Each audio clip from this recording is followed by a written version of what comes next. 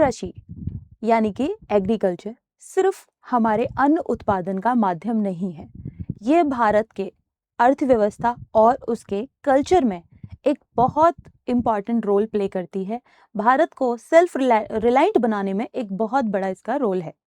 Hello everyone, welcome back to centre for ambition. My name is Nidhi और आज का हमारा टॉपिक है अबाउट आयकर।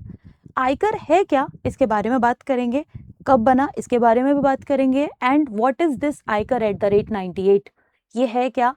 और लास्ट में हम एक PYQ रेलेवेंट क्वेश्चन भी सॉल्व करेंगे।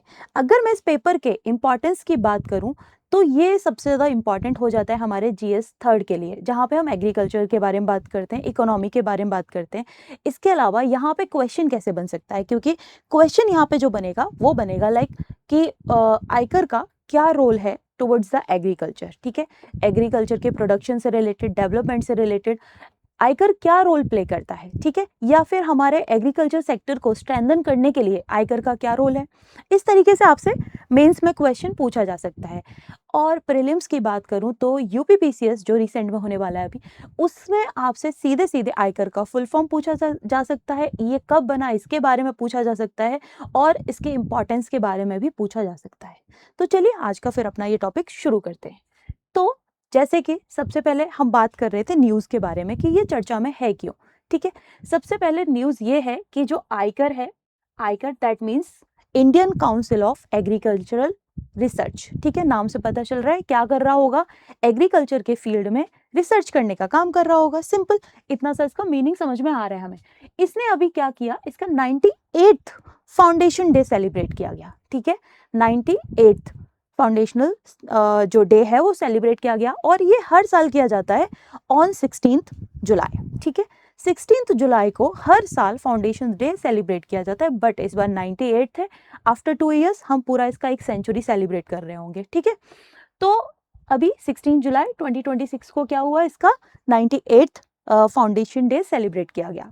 इस ओकेजन पे, इस टाइम पे, मतलब जो गवर्नमेंट है उसने आयकर के इम्पॉर्टेंट वैल्यू को जो है एक तरीके से प्रमोट किया, बताया कि आयकर का रोल क्या है। लाइक आयकर का रोल क्या है, कंट्रीब्यूशन है क्या। पहला तो एग्रीकल्चर रिसर्च। एग्रीकल्चर रिसर्च की बात करूं तो जैसे कि आप नई नई टेक्नोलॉजी देख रहे हो। ठीक है, GT कॉटन हो गया। ठीक है, इस तरीके से हो गया। GT बैगन के बारे में बात कर लेते हैं हम। हाइब्रिड ईल्ड वाले जो सीड्स होते हैं, ठीक है, हाइब्रिड सीड्स हो गए। ठीक है, हाइब्रिड सीड्स हो गए।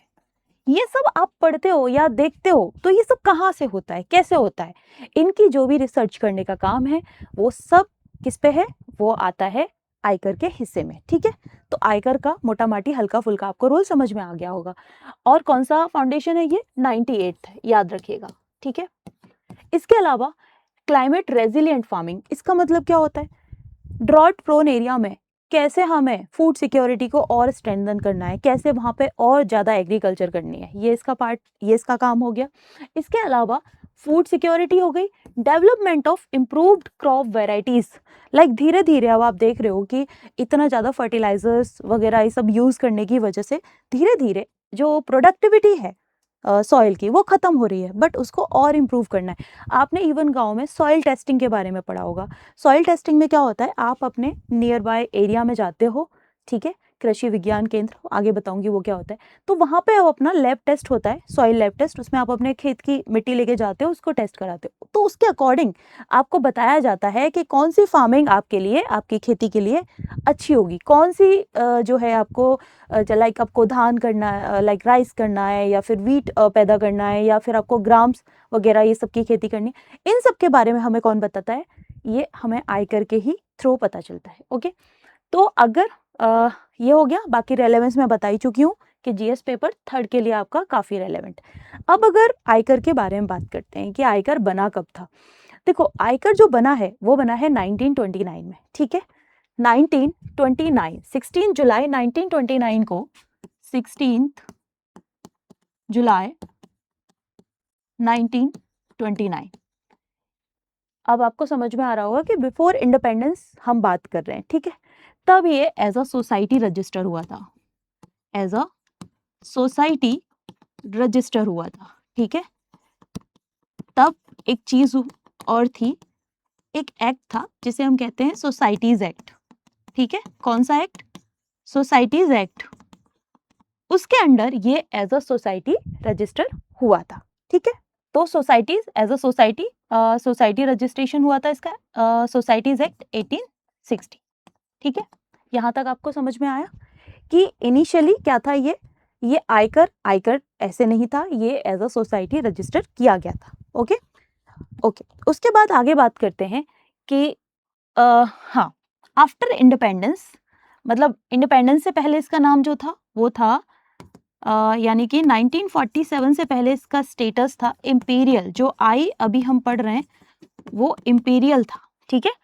Imperial council of Agriculture research, ये इसका नाम था। बट 1947 के बाद जैसे ही इंडिपेंडेंस डे होता है उसके बाद हमने इसका नाम चेंज करके इंपीरियल की जगह इंडियन कर दिया, ठीक है। ओके। ये आयकर बना, कब बना? 16 जुलाई 1929 को। हाँ, इसका हेडक्वार्टर जो है वो न्यू दिल्ली में है। कहाँ पर है इसका हेडक्वार्टर? इसका हेडक्वार्टर याद रखेगा, न्यू दिल्ली, पूसा रोड, ठीक है। ओके। इसके अलावा ये एक ऑटोनोमस ऑर्गेनाइजेशन है under department of agriculture and research, ठीक है। ये department of agriculture and research and education, DARE, ठीक है, डेयर के अंडर आता है ये। और यहाँ पे जो मिनिस्ट्री है वो इसकी याद रखेगा, ministry of agriculture and farmers welfare. Okay. ये इस मिनिस्ट्री के अंडर, ये department of Agriculture research and education में एक ऑटोनोमस ऑर्गेनाइजेशन है, ठीक है। समझ में आई बात? ओके। इसके अलावा ओरिजिनली जैसे मैंने बताया ये imperial council of Agriculture research हुआ करता था 1947 के बाद हमने इसका नाम क्या कर दिया? Indian council of agricultural research, ICAR. Okay okay. अब ये जो @98 है इसका मतलब क्या है? बहुत सिंपल सा है कि @98 हम क्यों बोल रहे हैं? क्योंकि इसने रिसेंटली अपना 98th फाउंडेशनल डे सेलिब्रेट किया है, ठीक है। कौन सा? 98th, ठीक है। तो इसीलिए हम इसको क्या कह रहे हैं? 98। तो 98 ईयर्स कंप्लीट कर चुका है। और इसका जो ये जो इसका कंट्रीब्यूशन है एग्रीकल्चर के फील्ड में, हस्बेंड्री के फील्ड में, फिशरीज सेक्शन हो गया, इसके अलावा हमारा जो मिल्क प्रोडक्शन है, इस सब फील्ड में बहुत ज़्यादा है, ठीक है। आगे चलते हैं। ओके।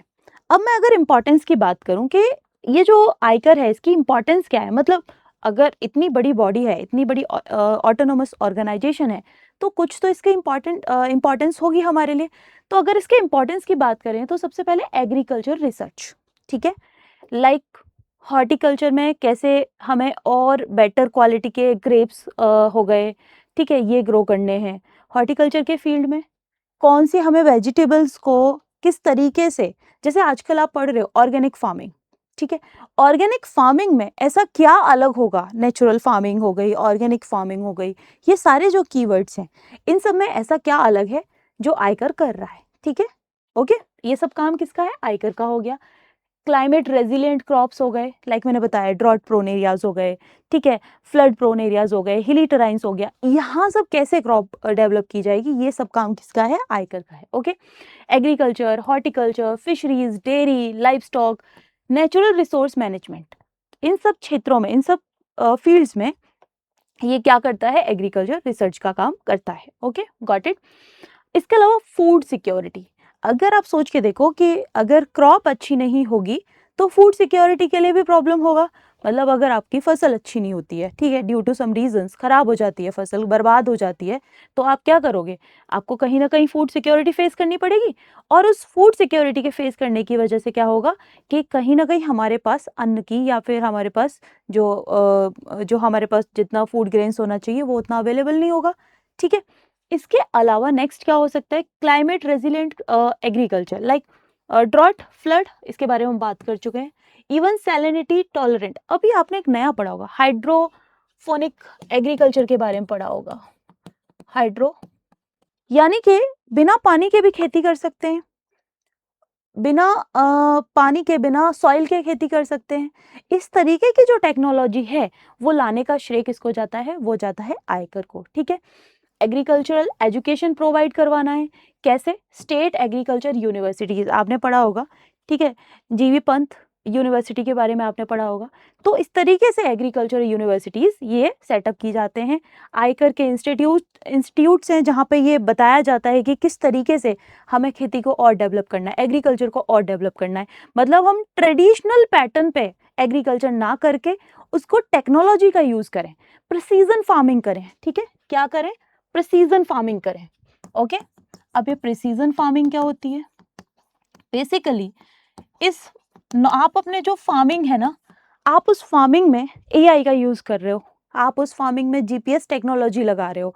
लाइक आपको फर्टिलाइजर कितना देना है, आपको कितना फर्टिलाइजर देने के बाद कितना वाटर उसमें चाहिए, ठीक है। इसके अलावा ड्रिप इरिगेशन हो गया, स्प्रिंकलर इरिगेशन हो गया। तो आप मॉडर्न टेक्नोलॉजी को अडॉप्ट कर रहे हो, ठीक है। उसकी वजह से आप अपनी खेती की जो प्रोडक्टिविटी है उसको और आगे तक लेके जा रहे हो, ठीक है। इसके अलावा हाँ, इसके अलावा एग्रीकल्चर करिकुला एंड एक्रेडिएशन, मतलब ये सारी चीज़ें एजुकेशन से रिलेटेड। इसके अलावा टेक्नोलॉजी ट्रांसफर, ठीक है। जैसे फार्मर्स को बताया जाता है, जो कृषि विज्ञान केंद्र होते हैं, कृषि विज्ञान केंद्र बेसिकली डिस्ट्रिक्ट लेवल पे सेटअप किए जाते हैं, ठीक है। ये जो कृषि विज्ञान केंद्र हैं, ये जो कृषि विज्ञान केंद्र हैं, ये डिस्ट्रिक्ट लेवल पे सेटअप किए जाते हैं, ठीक है। ये कहाँ बनाए जाते हैं? डिस्ट्रिक्ट लेवल पे। याद रखिएगा, यहाँ पे क्या होता है कि डिस्ट्रिक्ट लेवल पे बनाने के बाद क्या होता है कि यहाँ पे जो भी टेक्नोलॉजी कैसे काम करेगी, टेक्नोलॉजी, ये पर्टिकुलर टेक्नोलॉजी है, ये कैसे काम करेगी, या फिर ये बीज, कौन सा बीज किस समय लगाना है, कौन सी खेती किस टाइम पे करनी है, ठीक है, कितना उसमें पानी लगाना है, कितना खाद लगाना है, ये सब बेसिक चीज़ है, बेसिक डिटेल आपको सब यहाँ से मिलता है, ठीक है। इसके अलावा आप टेक्नोलॉजी के कैसे यूज करोगे वो भी यहाँ से आपको पता चलता है, ठीक है। ये सारी चीजें इसमें आ जाती हैं। ओके, कृषि विज्ञान केंद्र हो गए। उसके बाद लाइव स्टॉक एंड फिशरीज, ठीक है। लाइव स्टॉक एंड फिशरीज की बात कर रहे थे हम। Live stock and fisheries development, यहाँ पे इंडिजिनियस लाइव स्टॉक जो है उसको कैसे और स्ट्रेंथन करना है, मतलब ज़्यादा से ज़्यादा हमें, अभी आप देखोगे हमारे यूपी में गौशाला सेटअप करने के लिए क्या किया जा रहा है, पैसे दिए जाते हैं, मतलब अच्छा खासा आपको गवर्नमेंट सपोर्ट मिलता है, ठीक है, अगर आप डेयरी वगैरह इस तरीके से चीज़ों में जाते हो। बट वहाँ पे क्या है कि एक पर्टिकुलर उनका क्राइटेरिया है कि आप वहाँ पे इंडिजिनियस काऊ की जो ब्रीड होती है ना, उसको आप प्रमोट करोगे। तो उसके लिए गौशाला हो गए, या फिर उसके लिए डेयरी वगैरह का सेटअप हो गया, पोल्ट्री वगैरह का सेटअप हो गया, ये सब के लिए सरकार इवन हमें सपोर्ट करती है, फाइनेंशियल सपोर्ट कर रही है, ठीक है। तो ये सब चीज़ें जो है हमारे इसके अंदर आ जाती हैं। एक चीज़ और रह गई यहाँ पे, ग्रीन रिवॉल्यूशन। ग्रीन रिवॉल्यूशन क्या होता है? तो अगर मैं green revolution, I am sure आप लोगों को पता होगा कि हम थोड़ा सा इसके आयकर के और फंक्शंस के बारे में जान लेते हैं कि आयकर के और फंक्शंस क्या हैं, ठीक है। सबसे पहले ग्रीन रिवॉल्यूशन, क्योंकि अब टर्म आई गया है तो उसको बात कर ही लेते हैं इसके बारे में। आई एम श्योर आपको पता होगा कि फादर ऑफ ग्रीन रिवॉल्यूशन किसको कहा जाता है? नॉर्मन बोरलॉन्ग, ठीक है। इनको फादर ऑफ ग्रीन रिवॉल्यूशन कहा जाता है, और ये ग्रीन रिवॉल्यूशन कुछ 1960s में शुरू हुआ था अमेरिका में, USA that means, okay. But India में इसको लाने वाले थे एमएस स्वामीनाथन, ठीक है। कौन थे? एमएस स्वामीनाथन। इन्होंने इंडिया में इसको 1967 में स्टार्ट किया।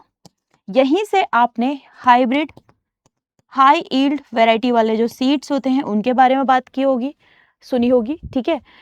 ये सब चीजें शुरू हुई, और हम एमएस स्वामीनाथन को father of Indian green revolution के नाम से भी जानते हैं। एंड इसके अलावा ये आयकर का और भी है, लाइक मिल्क प्रोडक्शन, ठीक है, milk production. I am sure आपको ऑपरेशन फ्लड याद होगा, ठीक है। ऑपरेशन फ्लड मिल्क से रिलेटेड था कि मिल्क के प्रोडक्शन में इंडिया को हमें नंबर 1 बनाना है, ठीक है। तो इसके लिए ऑपरेशन फ्लड स्टार्ट हुआ था 1970s में, ठीक है। ये हो गया। प्रिसीजन फार्मिंग मैंने आपको बताया, ठीक है, प्रिसीजन फार्मिंग हो गई, नेचुरल फार्मिंग हो गई, ठीक है। नेचुरल फार्मिंग मतलब विदाउट एनी फर्टिलाइजर आप अपनी जो प्रोडक्टिविटी है क्रॉप की उसको इनहांस कैसे करोगे। इसके अलावा डिजिटल फार्मिंग हो गई, ठीक है, डिजिटल फार्मिंग हो गई, यानी digital farming means AI tools का यूटिलाइज करके आप कैसे ज्यादा से ज्यादा प्रोडक्शन इंप्रूव कर सकते हो, ठीक है, ये एआई डिजिटल फार्मिंग हो गई। इसके अलावा हाँ, हॉर्टिकल्चर सेक्टर हो गया आपका। मतलब अगर मैं ओवरऑल कहूं कि जब भी आप एग्रीकल्चर में कुछ भी पढ़ते हो, ठीक है, एग्रीकल्चर की जब भी बात आती है, चाहे उसमें आप फिशरीज वगैरह के बारे में बात करते हो, लाइफ स्टॉक वगैरह के बारे में बात करते हो, आप जितनी भी चीज़ें हैं जो रिलेटेड टू प्राइमरी सेक्टर या एग्रीकल्चर से रिलेटेड है, वो सब ये सब किसके ऊपर होता है, आयकर का रिस्पॉन्सिबिलिटी होता है। ओके, तो ये टॉपिक यहीं तक है, इसमें बस इतना ही है। आपको जानना सिर्फ ये है कि आयकर बना कब है, और इसके अलावा आयकर के फंक्शंस क्या हैं। इसके अलावा आयकर का जो है बेसिकली जो हेडक्वार्टर वगैरह हो गया, ये आपको याद रखना है इसमें, ठीक है। और मेंस के पॉइंट ऑफ व्यू से आपको इतना याद रखना है इसका रोल क्या है चीज़ों को बेटर करने में, ठीक है। और अगर मैं अभी इसके प्रैक्टिस क्वेश्चन की बात कर लेते हैं, प्रैक्टिस क्वेश्चन में क्या दे रखा है जरा पढ़ते हैं। With reference to Indian council of Agriculture Research यानी कि ICAR, consider the following statements. Okay, Number one is आयकर is an autonomous organization under the Department of Agriculture, Research and Education. डेयर पढ़ाया अभी आपको, याद होगा कि ये एक ऑटोनोमस ऑर्गेनाइजेशन है। So first statement is correct. Okay, let's read the second statement. It was established in 1929 as the Imperial Council of Agricultural Research. पढ़ा था आपने, अभी जस्ट मैंने पढ़ाया था, 1929 में ही बना था। सो ये भी करेक्ट है। ICAR is the apex body for coordinating agricultural education and research in India. ये तो इसका मेन फंक्शन है ही, तो ये थर्ड स्टेटमेंट भी करेक्ट है। आयकर functions under the ministry of science and technology. ये होता है यूपीएससी ट्रैप, ठीक है। आपको मिनिस्ट्रीज के नेम जनरली गलत मिलेंगे, ठीक है। So this statement is wrong. हमने कौन सी मिनिस्ट्री पढ़ी थी, ministry of agriculture and farmers welfare, ठीक है। So option 4 is wrong. यहां से हटाओ, यहां से हटाओ, यहां से हटाओ, आपके पास एक आंसर आ जाता है। इसको कहते हैं एलिमिनेशन टेक्निक। अगर आपको बाकी के 3 स्टेटमेंट नहीं भी पता हो तो भी आप किसी एक स्टेटमेंट से कर सकते हो, बट स्टिल मैंने सारा आपको समझाया था। ओके, ये था हमारा आज का एक छोटा सा टॉपिक जिसके बारे में हमने डिस्कस किया। ये हमारे प्रीलिम्स के पॉइंट ऑफ व्यू से थोड़ा ज़्यादा इंपॉर्टेंट हो जाता है, तो होप्स हो कि मैं आपके सारे चीज़ें इसमें क्लियर कर पाई हूँ। अगर आपको ये सेशन पसंद आया हो, लाइक, शेयर एंड कमेंट। कल मिलते हैं फिर से किसी नेक्स्ट करंट अफेयर के टॉपिक के साथ। Thank you so much.